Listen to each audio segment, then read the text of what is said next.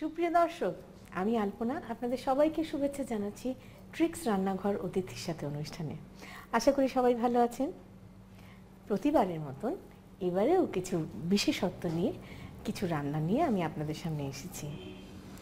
আজকে আমি আপনাদেরকে ওপার বাংলার একটা রান্না দেখাবো। সেটার নাম হচ্ছে ঝিঙে পোস্ত। হ্যাঁ, গরমকাল আসছে, বাজারে প্রচুর ঝিঙে মিলবে এখন। আপনারা সকলে আপনাদের প্রাণ ঠান্ডা করবেন এই অসাধারণ লাইট মজার একটা রান্না দিয়ে। সেই ঝিঙে পোস্ত রান্না করার আগে চলুন আমরা একটু দেখে আসি এটা রান্না করতে কি কি উপকরণ লাগে।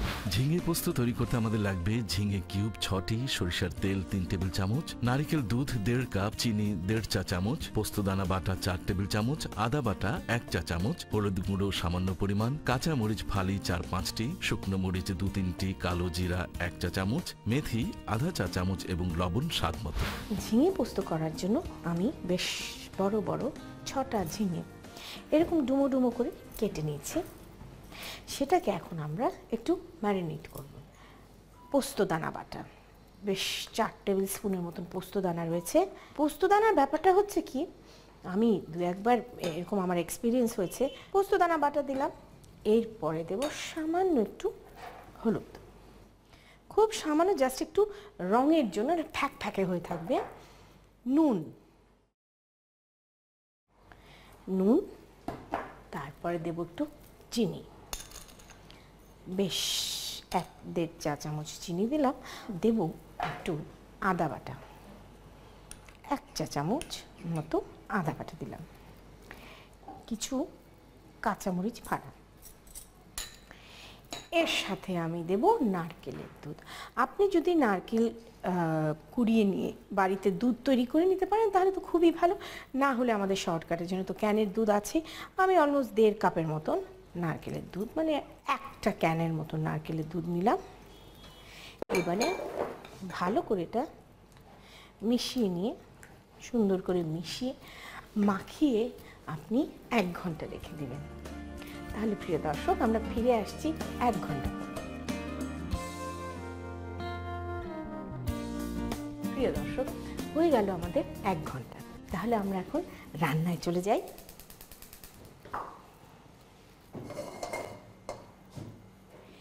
এতে আমি ব্যবহার করছি সর্ষের তেল, প্রায় 3 টেবিল স্পুনের মতন সর্ষের তেল দিলাম। সর্ষের তেলটা ভালো করে গরম। তাহলে আমরা প্রথমে দেব শুকনো মরিচ, 2-3টা শুকনো মরিচ চিড়ে এতে দিব। এবারে দেব কালো জিরে,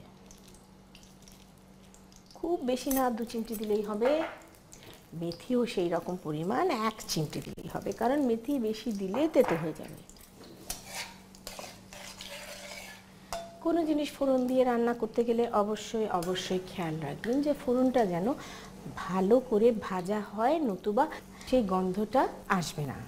আমরা একটু অপেক্ষা করব এই ফোড়নটা ভালো করে ভাজা হওয়ার জন্য। পুটপুট করে ফুটছে জিনিসগুলো। আমরা এখন আমাদের সেই মাখানো ঝিঙে পোস্ত বাটা সহ দিয়ে দিই।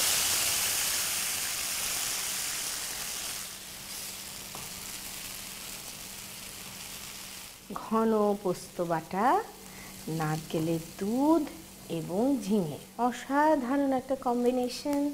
আপনারা রান্না করলে বুঝবেন। আমরা এখন এটা ঢেকে দেব। এর থেকে প্রচুর পানি বের হবে, পানি বের হয়ে এটা সেদ্ধ হবে এবং অন্তত 15 মিনিট আমরা অপেক্ষা করব এটা সেদ্ধ হওয়ার জন্য।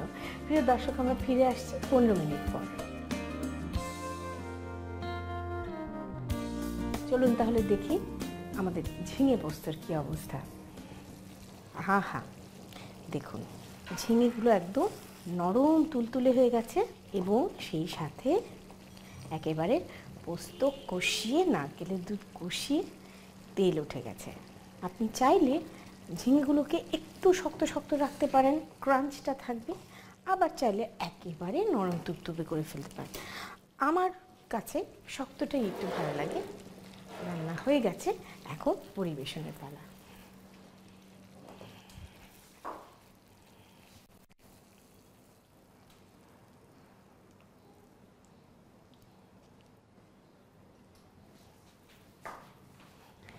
এই গরমে গ্রীষ্মের সবজি দিয়ে তৈরি হয়ে গেল ঝিঙে পোস্ত।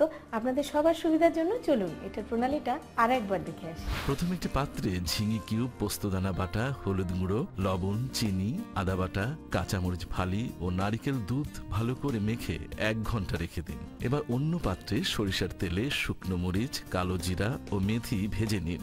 তারপর এর মধ্যে মাখানো ঝিঙে দিয়ে সামান্য কষিয়ে নিন। এবারে ঢেকে 15 মিনিট জাল দিয়ে সেদ্ধ করে নিন।